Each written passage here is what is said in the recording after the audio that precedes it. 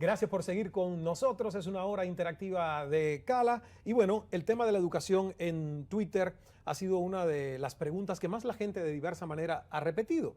Y según el informe, presidente, conversando con el presidente de Colombia, Juan Manuel Santos, según el informe de las pruebas PISA en materia de educación financiera, esto es con finanzas, Colombia ocupó el último lugar entre 18 países del mundo encuestados los estudiantes de 15 años a nivel internacional. ¿Es preocupante en este sector? Las pruebas PISA se realizaron en el año 2012. Midieron la educación de 10 años para atrás, del 2002 al 2012.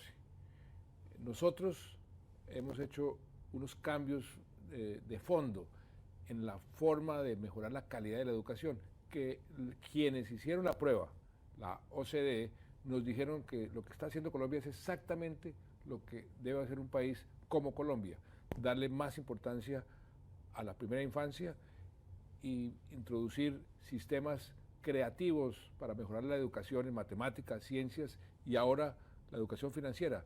Es que hasta el año 2012 no teníamos educación financiera, los niños nunca habían recibido una educación financiera. Por eso mismo fue que yo tomé la decisión de entrar a la OCDE para poder comenzar a comparar a Colombia con los países de las mejores prácticas, no con los países mediocres.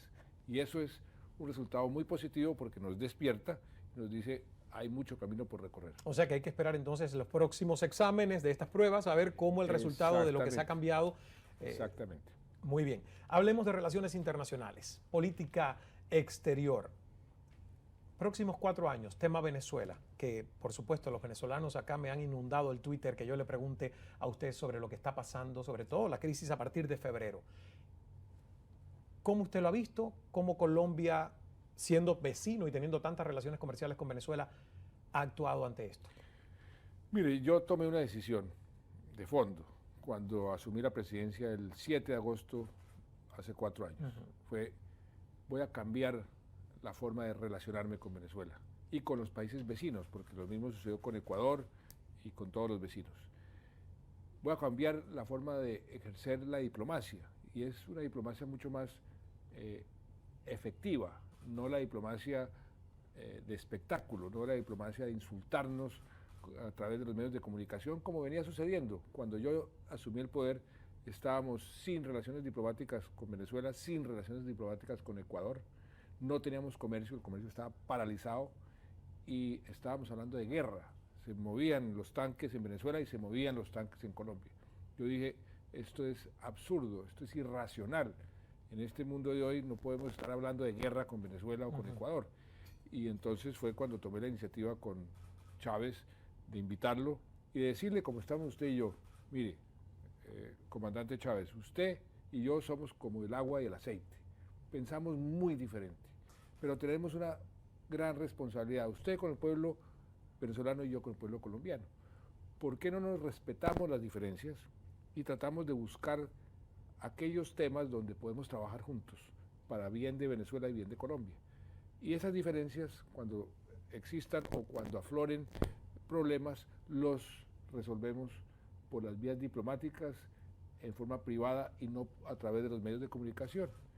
Y me dijo, trato hecho, y así ha sucedido desde entonces.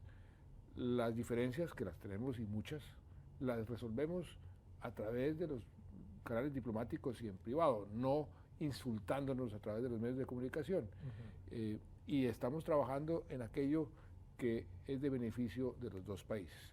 En este momento, por ejemplo, estamos participando en el grupo de 3 países con el Vaticano, que está promoviendo el diálogo entre la oposición y el gobierno.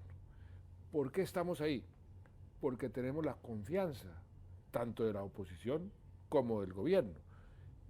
Y gracias a eso, gracias a esa diplomacia prudente, llamémoslo así, es que hemos podido por lo menos mantener ese diálogo entre la oposición y el gobierno y servir de facilitadores.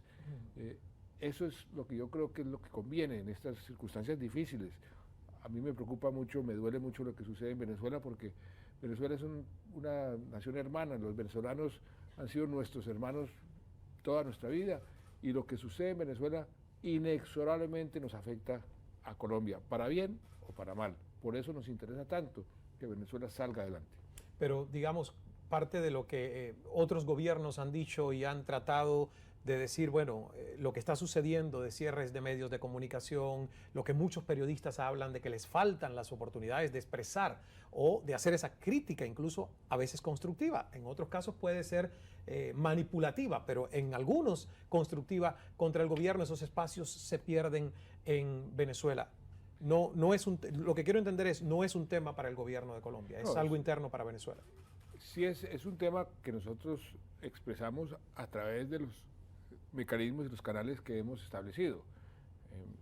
Yo soy una persona totalmente defensora de la libertad de prensa. Fui inclusive presidente de la Comisión de Libertad de Prensa de la CIP. Me tocó ir en su época a Chile, en la época de Pinochet. Fui a El Salvador a defender la libertad de prensa. En mi país, si hay un país donde hay total libertad de prensa, es Colombia, y la defiendo a morir.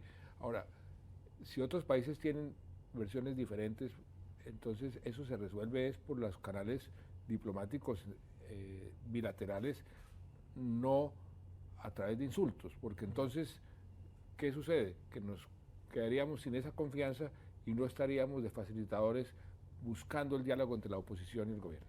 Vamos a hacer una última pausa para publicidad. Regresaremos en breve con el final de esta conversación muy personal con el presidente reelecto de Colombia, Juan Manuel Santos, en toda esta hora de Cala en la política.